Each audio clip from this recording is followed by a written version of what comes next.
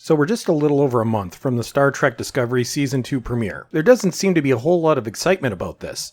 I wonder why. I posted a video on this channel a few days after the series premiered last fall, entitled Star Trek Discovery Isn't Very Good. I can't say my opinion has changed much in the years since I made that video. There have been, shall we say, a few problems with STD's first season. Let's go back to the premiere. Remember when Jason Isaacs dared us not to see it? We don't have exact numbers, given that the show only exists on CBS's streaming service in the US, but I've heard that some estimates are that as few as 800,000 people watched the episodes as they debuted. The inherent problems with this show are numerous, so let's briefly take a look at some of the more serious ones. Star Trek Discovery has been a disaster. Firstly, there's the CBS streaming service. Instead of putting the show on network television, CBS decided to make anyone living in the US, or the few that were even interested in seeing this series, pay yet another monthly fee in an already oversaturated streaming market. Even if this was a good series, a series that people wanted, this still would have been a hard sell. Most of the rest of the world was able to see it through Netflix, and Canada, my own country, got the episodes on regular cable. I didn't have to pay anything extra to see these episodes, and yet, suffering through each of them felt like a trip to the dentist's office for a root canal. Netflix now poses an even greater problem for Star Trek because, by all reports, they were less than happy with the finished product. A product for which Netflix apparently footed almost the entire budget for. It looks like CBS will be mostly funding STD Season 2 by itself. How did you people manage to screw up this show so badly? Alarm bells were ringing early on when it was rumored that the first season had to undergo extensive reshoots, which resulted in the release date being pushed back further and further. When the first trailer was released, many of Star Trek's long-term fans asked themselves, "What in the name of hell is this?" Many people could see straight through the quota hiring in the first trailer. Don't get me wrong, I have nothing against diversity as long as it's done for the right reasons. I firmly believe that the role should go to the best person, regardless of race, gender, or sexual orientation. If a person gets a role because of these factors, then you are hardly doing a service to your product, now are you? Nothing against Sonequa Martin Green. She was fine in The Walking Dead, but she is not suited to lead this franchise. Some of this may not even be her fault, because the character of Michael Burnham was written to be so completely unlikable that it was almost astounding. You guys decided to get rid of Star Trek's traditional ensemble cast and replaced it with this character. The rest of the cast is nothing more than supporting characters, and not very good ones. I even have problems remembering half their names. Then there has been the way straight white males have been portrayed on the show. They are all buffoons, criminals, or, in the case of Captain Lorca, a sociopath. In the week before Discovery aired, almost all the press coverage was around its forced diversity, and this didn't do it any favors in the end. I say it over and over again. Regular people do not care about this. What they want is quality entertainment. The creative direction this show has undertaken doesn't reflect what anybody recognizes as Star Trek, and Gene Roddenberry is probably turning in his grave. It was a mix of dark, depressing, and boring. You could argue that DS9 was dark. Well, yes, it was, but behind it was an ensemble cast that you cared about and an overarching story that was one of the best things the Star Trek franchise has ever produced. Discovery has a detestable lead character, terrible side characters that nobody cares about, and little idea of where it is actually going. The turmoil behind the scenes probably didn't help. Brian Fuller, the original creator of STD, left or was asked to leave, depending on which story you read, and reportedly, the end product bears little resemblance to his original vision. His replacements, Gretchen Berg and Aaron Harberts, would later be fired themselves. Reportedly, this was because of being verbally abusive to staff and mismanaging STD's budget. This left Alex Kurtzman as showrunner and effectively the Rick Berman of this new disastrous era of Star Trek. It also appears that very few writers on the show have any experience with writing science fiction. It looks like the producers preferred Gilmore Girls writers.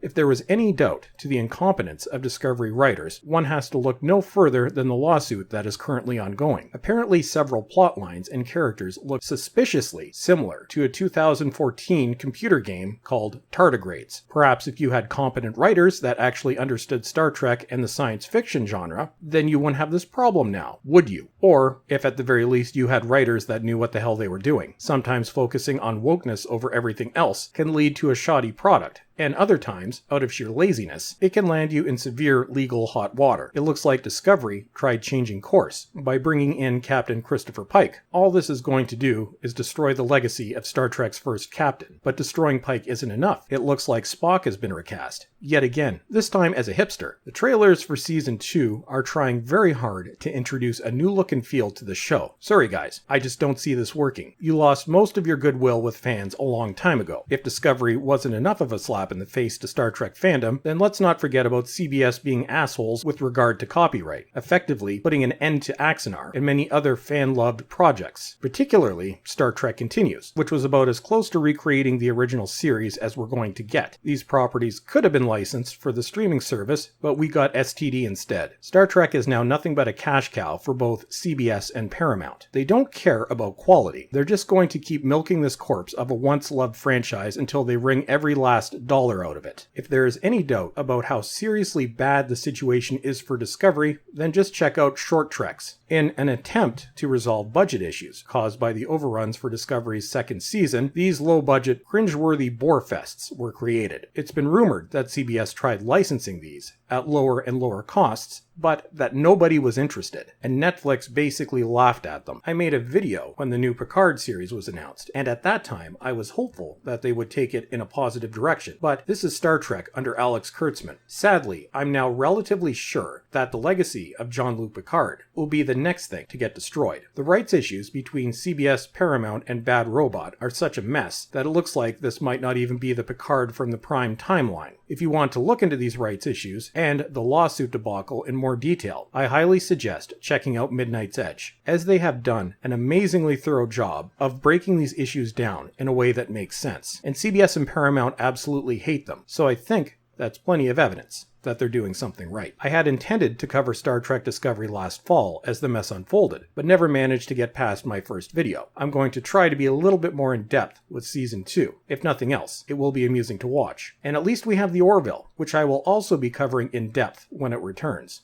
And that's it for today. Don't forget to subscribe and follow me on Twitter. And as always, everyone, thank you for watching, and have a great day.